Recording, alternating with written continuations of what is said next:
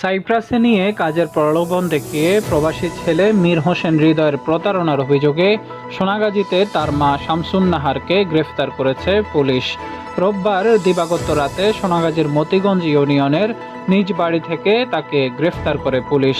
এ ব্যাপারে সোনাগাজী মডেল থানার ভারপ্রাপ্ত কর্মকর্তা ওসি বায়েজিদ আখন্দ বলেন, গ্রেফতারি পরোয়ানা থাকায় শামসুন নাহার গ্রেফতার করে গতকাল সকালে আদালতের মাধ্যমে কারাগারে পাঠানো হয়েছে। পুলিশ জানায়, মতিগঞ্জ বাজারের চুনি মাঝিবাড়ির মাইনুদ্দিন সবুজকে কাজ দেওয়ার প্রলোভন দেখিয়ে সাইপ্রাসে নিয়ে যান একই বাড়ির দেলোয়ার হোসেনের ছেলে মীর হোসেন হৃদয়। সেখানে নিয়ে যাওয়ার পর সবুজকে কোনো কাজ না দিয়ে পথে ছেড়ে দেয় এবং নানাভাবে হয়রানি করার অভিযোগ ওঠে।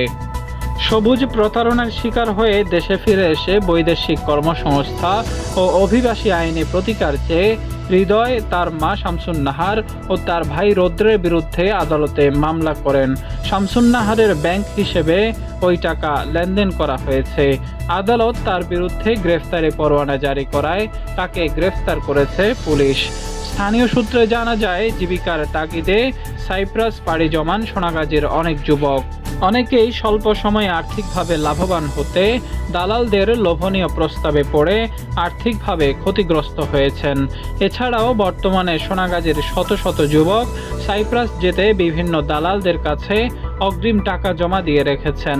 সাইপ্রাস বাংলাদেশ সরকারের সাথে কোনো শ্রমিক পাঠানোর ক্ষেত্রে চুক্তিবদ্ধতার মধ্যে নেই।